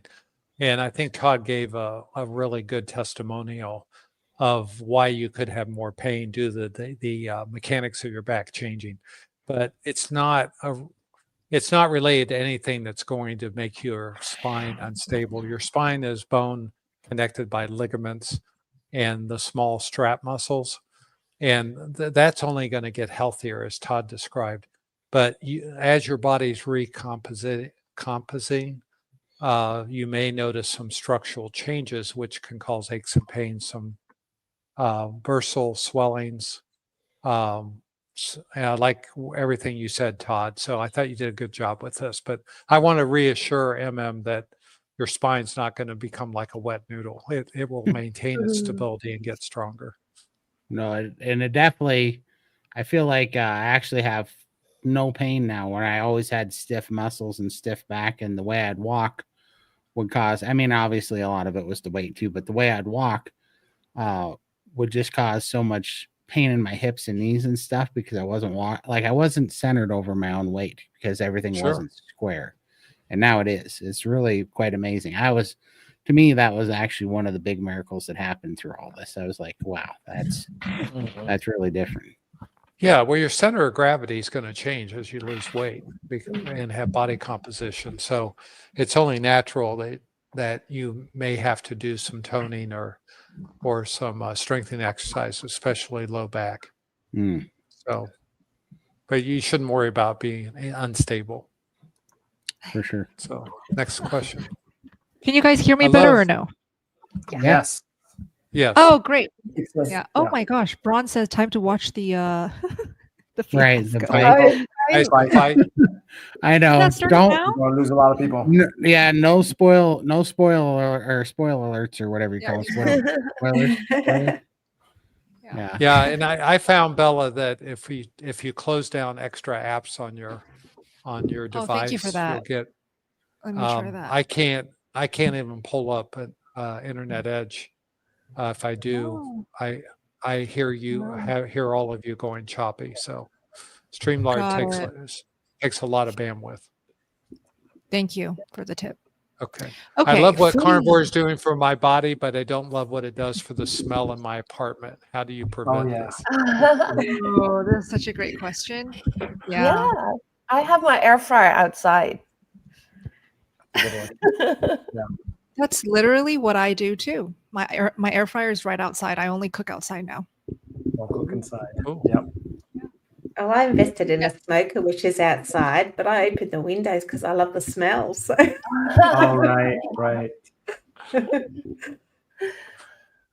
That's funny. I think it's a good trade-off for less flatulence. I like it. That's right. That's great. Cooking outside, though, that's brilliant. For sure. Yeah. Unless it rains. Yeah. For sure. Todd, you got another question for us? Yep, here we come. That was the last super chat going up here now. Okay, I can read it. Would or could diverticulosis start while eating carnivore, Raymond? Well, mine started long ago before carnivore. So now, can it aggravate it initially? Yes, mine was aggravated at first as my body was getting used to it. But even then, the pain was less, but it did happen more often early on. And then later on, it just started kind of slowly fading out. But that's my experience. Have you worked with any clients or seen any members who've had diverticulosis start while eating carnivore? I have actually. There's this one lady that seemed to start it beforehand, but I really think that she had it. She even suspected that she's had it before, and she doesn't really attribute it to carnivore, but it's still. I don't think it does, but Dr. Phil, he's the person to answer that. Well, I think we have to look at the heavy anecdotal information that we see in the carnivore community at large, not just in SBG, but when you watch all the influencers and interview a lot of people with inflammatory bowel disease, which is Crohn's disease and ulcerative colitis. That's the definition of the inflammatory bowel diseases. Diverticulosis, and they all get better when it's just kind of rule of thumb. They go into remission and reverse and sometimes heal completely when they go carnivore. So diverticulosis is a breakdown of the wall of the large intestine, which causes pouches to form in the intestine. And even though it's not inflammatory, it's a defect in the normal tissue of your bowel. And then when it gets inflamed, or infected, it's called diverticulitis. When those little pouches get plugged and literally cause an infection or inflammation. So theoretically, I would think years ago, we used to say diverticulosis is due to lack of fiber in the diet. And we really have found that the fiber theory was more anecdotal than anything. And fiber is better than just a standard American diet. But we just don't see very much new onset of any of these colon diseases in the carnivore community. So I think I've not seen any peer-reviewed studies. I don't think there's any clear evidence, but intuitively, I would think we would see less diverticulosis in the carnivore community just because our tissues get so much healthier, and it requires a breakdown of your tissue to get it in the first place. So that would be my thought. But interesting thing, it should be studied. Love to follow out 1,000 people and see the answer of that. But no one's going to do that study because there's no money in it. No money. Yeah. Mm-hmm. Let's see. Before I go to the next question, did Sean answer back? Was that his real? Oh yeah. Thank you for that. Okay. Oh yeah. Let me see what Max says. I need to know if I'm spreading fake news or not. I hope So he says, this is what Max texted me. Yeah, he told me last time he knows JD Vance and he knows Trump. Oh, that little thing. That's all. So he didn't confirm that he's in the cabinet or right. Yeah, I don't know if he's able to ask him directly. Maybe he's not at his house right now, but I thought he was. Anyways. All right. Next time. Charmaine, hello. Advice on gaining weight on carnivore. I am already eating 3 times a day. Okay. We've had this question actually a couple times on our lives, but let's just quickly summarize, Adek and I, on how best to gain weight on carnivore. I would say utilize the dairy, eat a lot of cheese, raw cheese. I see a lot of people who want to gain healthy weight even utilize heavy cream. Some people even use milk, especially those who want to do more bodybuilding type routes. They actually utilize milk a lot in that community. Raw milk is obviously best. Adek, any ideas? No, that, and yeah, if you can add more meals to your day, that'd be good. And you focus on high fat, all of it, butter, fatty meats, and that kind of stuff. That will make the help. And it takes time because your body is actually going to go to the ideal weight. It's just as a long road as weight loss or fat loss. Gaining weight is also very hard. So take your time and be patient with that. Perfect. Let's keep going. Susie, does anyone get their cholesterol checked? I had a heart attack, 2019, right side 100% blocked, 2 stents, left side 65% blocked. Cardiologist did nothing. Insurance needs it to be 75% to cover surgery/stents. Dr. Phil, if you don't mind. I think we need to tell them how soon is that video coming out, because we just did an interview yesterday where I talk about how to tackle regression of blockages in your arteries, and carnivore is a great way to do that. So taking a 65% lesion, you want to do 3 things. One, you want to be on an anti-inflammatory diet. Check carnivore. You want to be walking 7,000 steps a day, and you want to watch our video that is coming out. That's going to be released. Coming out soon. This is a case where a statin might be indicated for you, depending on where your cholesterol numbers are. If your HDL is 80 or more, you probably don't need it. But in this new video interview I did, I talked about what's called the pleiotropic effects of statins, which have nothing to do with their cholesterol lowering, but have a lot to do with plaque regression.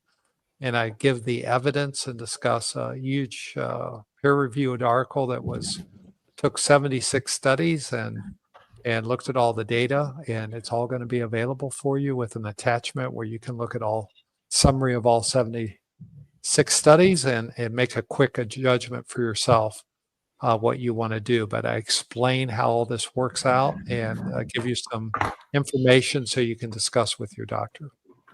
Fantastic. Yeah, video will be out. You guys will all be notified as long as you subscribe, turn on bell notifications. And it's right below this live stream. You can do that. A couple more questions and then we will wrap up for tonight. We do have Dr. Chafee coming into the Steak and Butter Gang, and I do want everyone to take a break and eat something. Okay, Tabitha. I did carnivore and ate carbs and started getting panic attacks and anxiety to a point where I could not even function. So, Wow. so she did carnivore and then when she ate the carbs, then the panic attacks came on strong. Wow. Yeah. Wow. That's scary. So with carnivore, that's the thing. So once you go, I want to try to say it without scaring anybody. Once you go carnivore, it almost reduces all the noise in your body eventually. And when you add in even the slightest, it hears it loud and clear. So any pain, I mean, your pain was screaming beforehand, except there was so much noise everywhere that, what's another one, right? But now everything quieted down, so everything sounds extremely loud. So yeah, I definitely can see that. And your panic attack. So mine is not panic attacks that I get after I eat when I've tried it back in the past and I've had some, like one carb meal. What happens is that all my bones would ache like I'm an old person, and then I would have to. I could barely get off the couch. So and it would last 5 days. So you'll notice that if you get right back on it, that it's going to take some time, probably like maybe for you 5 days also, just like me. And then once it clears out, you're good until you touch another carb. Wow. Look at this comment. Do you think this is true, Raymond? Once you go carnivore, you can't go back? See, that kind of comment is actually very scary because a lot of, you can imagine, right? It's like, oh my God, you mean I can never have like a threat XYZ anymore, right? It's almost like a threat, right? So I don't want to scare people off, but when you feel that good, it's tough to go back. And I know I've known some people that does it regardless. I knew one she was dying. And she went and she felt, and I mean, like she had everything ache, everything. And she went to carnivore, it stopped aching. She still had little problems here and there because she couldn't get rid of her diet soda. And then she's like, screw this, I'm going back. Because if I'm going to die, I'm going to die happy. Oh, wow. And she was willing to go through that pain, which I'm like, how happy are you with all that pain? Yeah, So I think that's the problem. I think misunderstood what happy is, but sounds like carnivore is the mafia. Once you're sworn in, there's no only one way out. You'll get tortured. Okay. You'll get tortured. So let me answer this from a physiologic standpoint. Yes. You can always go back to any diet that you want. But when you eliminate lots of things from your body that's putting havoc on your body and you reintroduce them, don't be surprised if you feel what a impact they are. And I always tell the story of my 95-year-old dad that I put on carnivore for elimination diet last year. He had polymyalgia rheumatica, which is an autoimmune disease called PMR. And he had been on prednisone for 30 years. Wow. So he's 95 now. And he went on carnivore, and he didn't want to be a carnivore. I just wanted to use it therapeutically because most PMR burns out after a few years and you don't have to take prednisone. But as you know, long-term dose of prednisone every day for 30 years causes thinning of your bone, causes obesity, causes all these weaknesses of the muscles, atrophy of the muscles. So he was having ill effect from the low-dose prednisone he was having. So he was seeing the results I got from carnivore, and I got him to go very, very strict carnivore for 60 days. He felt great on it. And then we began introducing one new food a week. And the first week he ate green beans, felt great. Second week he ate his favorite food, which was onions. And he used to eat an onion every day, Vidalia onion. His favorite way of eating it was take a whole Vidalia onion, skin it, cut out the core, and then put a bouillon cube in it and do it in the microwave for 7 minutes. And he'd have this sauteed Vidalia onion, which he would slice. Anyway, when he went back on onion after not having any onion for 3 months, his PMR, which causes, I call it the 10 Woodsman syndrome, because like the Wizard of Oz woodsman, you basically get stiff in your shoulders and your neck, and you kind of freeze up and you have this incredible pain. Within about 2 hours of eating onion, he had full-blown symptoms come back. So I had to put him on a big dose of steroid for a week, get him calmed down, and then we stopped the onion, which he hasn't had now for almost a year. And anyway, I was able to get him off the prednisone. He's been off prednisone for a year now. I mean, he's in great shape. I was just talking to him today. And I said, has your PMR come back? He says, no, I haven't had any symptoms for about 9 months. At 95. And, yeah. So the question I have is, when you have something that you've eliminated that you eat, it may be a particular food that is triggering you, and you don't know it unless you reintroduce one food at a time. And I would encourage anyone who goes to the work of being carnivore, don't just go back to eating what you ate. If you really are curious, test one food and one food only for a week. See how you do. Yeah. Because I can't tell you why you had a panic attack or what it was, but it probably was a food that you're highly sensitive to. And it's really good to know through elimination a food that's that problematic. And it was amazing that he went to his rheumatologist, and I went with him to make sure he would give him as needed prednisone refills. So if he had a flare up, because he likes to drive and travel, he goes on cruises every year, and he does these 6-week trips in his RV, and he's on the road a lot at 95. And if he has a flare up, we give him like 5 days of steroids, and it calms it down. But he hadn't had any for 8 months. But I went to the rheumatologist saying, he's totally off his prednisone. What do you think about this? And the guy said, oh, I don't think prednisone's that bad. At your age, you should eat anything you want. And it's my God. Oh my God. I am so thankful that he retired. The rheumatologist retired, and because my dad did not want to feel that bad again. Right. And he's lost, I think it's 68 pounds. He went from 270 to he's 186 now. Oh. So whatever. I mean, that's 80 some pounds. It's amazing. And he feels so much better. He's so much more mobile.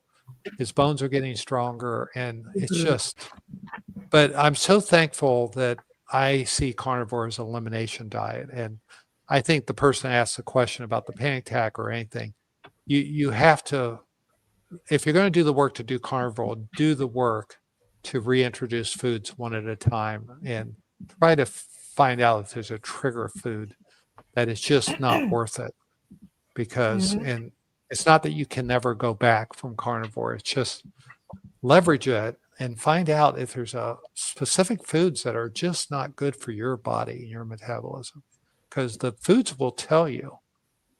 And who knows what it is. It may not be the food. It may be glycosates, like Roundup and things like that in the food. I mean, it could be anything. But obviously something triggered you. And I'd love to know what it was, Tabitha. But I would be curious. So I would go back carnivore and then try to reproduce what you ate that day. But take one ingredient a day for 7 days before you try the second ingredient and see how you do.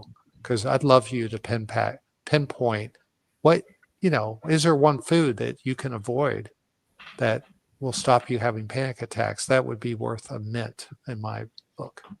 There it is. It's called a steak. That works too.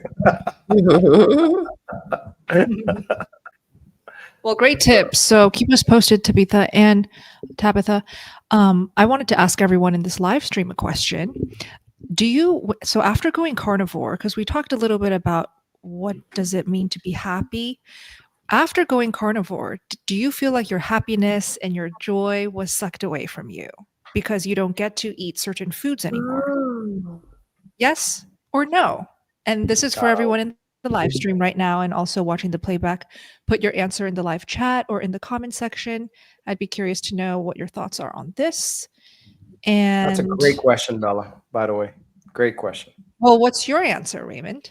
Well, I mean, I've never been happier. I was miserable before. But here's the thing, right? I didn't realize how miserable I was because that was my standard. When I went to carnivore, I'm like, wow, this really exists, It's like, so, I mean, I never realized how bad off I was. Right. Yeah. But yeah. No, I'm wondering, your question is about the food that you're missing. That's the happiness, or like how you feel happy, if you're feeling happy. Well, I guess happiness is different for everyone. What the definition is or what it feels like to each person might be different, because I just asked that question after hearing Raymond's client story, because I was honestly quite shocked, Okay. Your client who said she feels she'd rather die happy drinking Pepsi and Coke and eating carbs. Yeah, I I mean, was sad by that too. Yeah, to me, if that's the case, then it's your addiction's making you. Yeah. You enjoy being high, basically. Like what I found out is when I got on carnivore, I'm way happier on carnivore because my health is making me happier, and I no longer. I think it's a problem if your food makes you happy, like happy with a feeling, and not happy with health. I think that's a problem. That's a good one. Absolutely. Good one. Good point. Phil, did you want to chime in? Yeah, and I just wanted to say, yeah, I don't have any pleasure from food anymore. It's just I just eat for fuel, and I just realized sitting here when you mentioned, well, maybe these guys want to eat. I realized, gee, I ate at breakfast this morning at like 5 a.m. I haven't had anything to eat all day. I kind of forget. Like I'm not hungry, so it's just so funny because food has become such a non sequitur in my life because I love doing everything else about living, and that's what Raymond and Bella always talk about, food freedom. And it took me a while to get that, Raymond, but I understand it now. I mean, it's great to not be a prisoner of thinking about food all the time. It's just like changing out the batteries, isn't it? Yeah. Changing out the batteries. Okay. I'm sorry, Adek, I interrupted you. Oh, no, that's all right. No, I just wonder, just thinking if you've come from like a distorted eating this, behavior. For me, this was like, oh, finally I can eat. I mean, I starved myself for about 33 years, and now I can eat. That made me really happy as well. So that part is not even about the food itself. I mean, I enjoy it very much, but doesn't make me happy. It's just allowing myself to eat, and that really made me very happy after struggling for so many years. Yes. I want to hear from Lindy. Yeah, no, well, I obviously ate for comfort. I had a lot of things going on in my life, and food was my comfort. It was there to try and fill that void that I had inside me, but it never worked. I was always had that void there, no matter how much I eat. So I was always searching for the next fill to try and make me happy. So I never got the happiness from eating the food, and I ended up, 800 pounds later. So Carnivore has given me that food freedom. I don't need food to give me that comfort anymore. I don't want to go into that spiral that I was in before. So it actually scares me to even think about, having the snacks and all that kind of stuff, because I know I'm addicted to that comfort feeling and trying to fix myself, but food is not the answer for me. So you have to be sort of careful with that kind of thought process as well. So I know food's a big trigger for me, and I eat to live, not for happiness. Yeah. Good. Right. You live, you eat to live, not live to eat. Yeah. Thank you. You do live for happiness. Yeah, Yes. everyone knows what I mean. Right. No, I get it. Yeah. Oh, I just love hearing you guys talk about addiction and being free from food in general. We've all experienced it. Okay. And we all are on this carnivore experience with different time frames. I'm 6 years, Raymond's 8 years, Todd's 2 years, Adek, what are you, 5 years? 4.5 years, almost 5. 4.5. Dr. Phil, you're 2 years too, right? 16 1.5. months. So I'm the baby here. Amazing. And Lindy, 2 years? Just 3 years. 3 3 years. years. Gosh, that's been that long. Oh my It's goodness. pretty advanced. Yeah, it's very inspiring learning from all of the friends here and also from you guys. So to wrap up tonight's live stream, I just really wanted to feature some of your comments on this question. I was reading it while everybody was talking, just feeling so many emotions. Karen is here. Karen. I'm happier now. Hi, Karen Miles. I'm happier now, but I did miss foods at the beginning. Totally normal. Once you get over that hump, you feel the food freedom. Feeling good from Ruby. Feeling good makes me happy. Carnivore makes me feel good. Love it. Feeling good makes me happy. Aw, Jesse, I absolutely love these Friday night lives. We do too. Yay. I look forward to them weekly. Dr. Phil too. Yes, we love Dr. Phil. We love interacting with you guys so much. Ask. No, but it's a process of seeing food as nutrition and not a source of happiness. Facts. Tina, it wasn't and isn't always easy, but I feel too good to go back to eating everything and anything. Yes. Alyssa is here. Hi, Missy. Carnivore got me off antidepressants and anxiety medications. Bravo. Totally has given me my life back. Yes. Congratulations. Sherry, Carnivore hasn't made me feel that much better. Okay. You see, we recognize that there are some people that just need a little bit more time, more vitamin P for patience. But you got this. And more butter. And more, and more, or bone marrow for her in her case. Yes. Okay. Bone marrow. That's right. The Lawler family's here. I love that I don't think about food all day long anymore. Oh my God. Absolutely. That was a gift True. right Not a there. single time do I think about food. After eating, it's over. And last one I'll feature from me, Terry. No, absolutely not. This is coming from a sugar addict. I don't even care for chocolate, and I love chocolate. That's powerful. No longer addicted. Congratulations. Yeah. You guys This ever can happen had to that? everyone. Yeah, go ahead. You guys ever had that point where you would just go on the internet and look at different foods and stuff? I was when I was a vegan, yeah. Well, And when I was anorexic, I that was my food. Just looking at food. Yeah. I want to hear something crazy. Hungry all I the used to love watching people eat, called You told mukbang. me. It's a whole yeah. Korean content category where Koreans will sit in front of a table of just it's a feast, and they film themselves eating the food.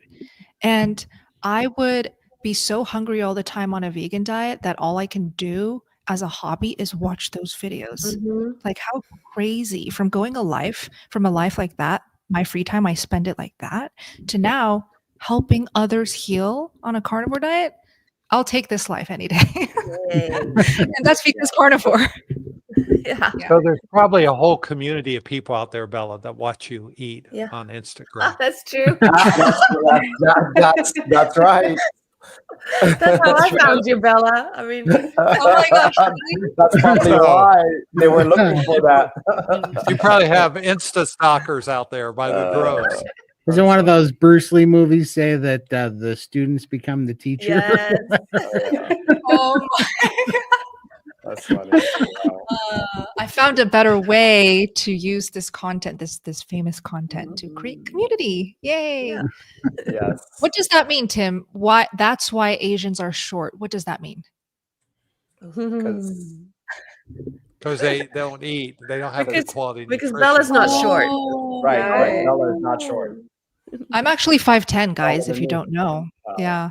So when I go to meetups, for example, I met all of these people at Hack Your Health for the first time in person. And we got so close during that convention. And the first thing everybody would say to me is, oh my gosh, I can't believe how tall you are. I thought you were so small. I thought you were so short. But I'm 5'10". That's 178 centimeters. So for those who are international, that's pretty tall, right? For a woman. Yes, it is. Yeah. It is. Definitely. Yeah. Yeah. And I'm tall because I drank the most milk when I was a kid, and I ate the most meat when I was a kid. I'm the tallest. There you go. Yeah. Cool. Awesome. That's awesome. Okay, guys, thank you so much for a wonderful, wonderful live stream. I love you all so much. I look forward to this every single week. Now, in addition to the NSV parties that we hold in the Steak and Butter Gang, those 2 hours in my weeks are my favorite. So if you guys are here in the live chat watching the playback, needing a little bit more support, if you fell in love with any of these amazing stories that I featured tonight, any of these friends, you can interact with them. You can connect with them. You can get the help that you need in the Steak and Butter Gang. And Todd, thank you for putting the banner up. That's the URL, sbgmeetup.com, or check out the links down below in the description box. Anything else, Todd? Did I miss anything else? Just Hack Your Health. We're heading to Hack Your Health in November of 2025. Right. In the description of this video on all channels, the Hack Your Health link and a coupon code, capital letters, all capital letters, Carnivore gets you $100 off. Yep, and we'd love to see you down there. Other than that, we will see you in the Steak and Butter Gang or next Friday. Yeah. Or next Friday. Bye, guys. Love you. Thanks, everyone. Bye.